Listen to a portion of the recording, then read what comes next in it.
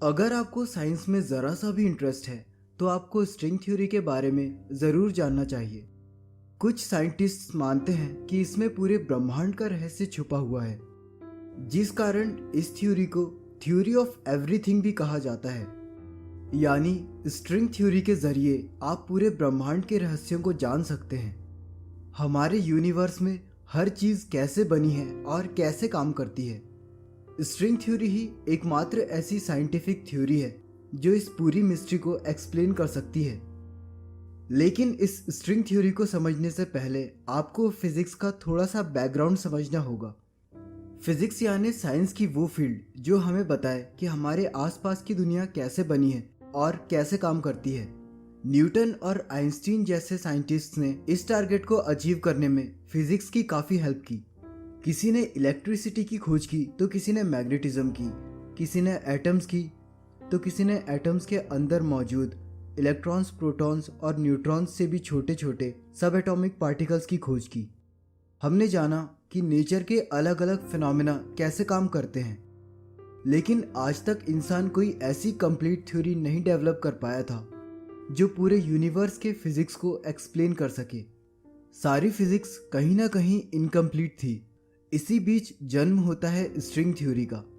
String theory कुछ ऐसी बातें सामने रखती है कि फिजिक्स की बहुत सारी इक्वेशंस बैलेंस हो जाती हैं। तो आइए जानते हैं कि ये स्ट्रिंग थ्योरी क्या है और कैसे ये फिजिक्स के अनसुलझे सवालों को सुलझाती है। मॉडर्न फिजिक्स हमें बताती है कि हमारा सारा यूनिवर्स एटम्स से बना है और ये एटम्स इलेक्ट्रॉन्स, प्रोटॉन्स, न्यूट्रॉन्स और क्वार्क्स जैसे बहुत सारे अनगिनत छोटे छोटे पार्टिकल्स से मिलकर बने हैं। साथ ही मॉडर्न फिजिक्स हमें ये भी बताती है कि नेचर में 4 तरह के फंडामेंटल फोर्सेस होते हैं: strong nuclear force, weak nuclear force, electromagnetism और ग्रेविटी।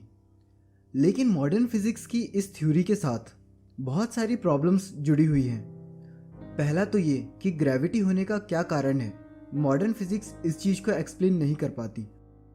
और दूसरी ये कि सब एटॉमिक पार्टिकल्स में अलग अलग तरह की प्रॉपर्टीज़ कहाँ से आती हैं और कैसे अलग अलग तरह के पार्टिकल्स का निर्माण होता है। जबकि स्ट्रिंग थ्योरी इन सभी प्रॉब्लम्स को एक बहुत ही पावरफुल हाइपोथेसिस के जरिए समझाती है। स्ट्रिंग थ्योरी में पार्टिकल्स की जगह स्ट्रिंग्स ले लेती हैं। यानी अब संसार का सबसे छोटा पार्टिकल कोई बिंदु नहीं बल्कि एक स्ट्रिंग है।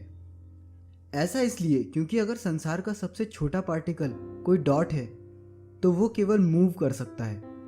ये पार्टिकल अपने आप से किसी तरह का फोर्स जनरेट नहीं कर सकता है। लेकिन अगर ये छोटा पार्टिकल कोई स्ट्रिंग है तो ये कई तरह की एक्टिविटीज़ परफॉर्म कर सकती है।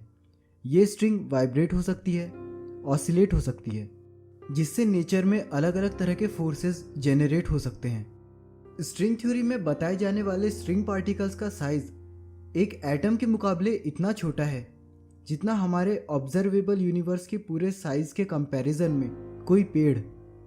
ये वन डायमेंशनल स्ट्रिंग पार्टिकल्स अलग अलग तरह से वाइब्रेट करते हैं, जिससे नेचर में ना केवल अलग अलग तरह के फोर्सेस प्रोड्यूस होते हैं बल्कि अलग अलग तरह के पार्टिकल्स भी बनते हैं।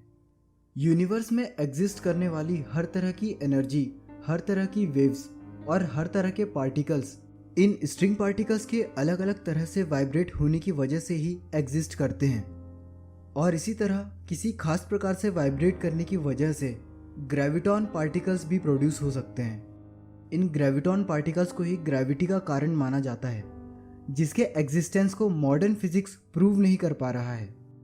केवल यही नहीं, ऐसी बहुत सी जटिल प्रॉब्लम्स का सॉल्यूशन स्ट्रिंग थ्योरी ने दिया। हालांकि ये स्ट्रिंग थ्योरी है बहुत ही पॉपुलर और यूजफुल, लेकिन इस थ्योरी को लेकर साइंटिस्ट 2 खेमों में बटे हुए हैं।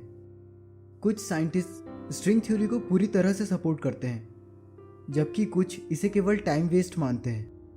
अभी तक ऐसा कोई भी एक्सपेरिमेंटल एविडेंस नहीं है जो स्ट्रिंग थ्योरी को साबित कर सके। ये थ्योरी सही है या गलत, ये तो वक्त ही बताएगा। फिलहाल इस थ्योरी के बारे में आपका क्या सोचना है, अपने कमेंट्स में ज़रूर बताएं। जल्द ही मिलेंगे अगले वीडियो में।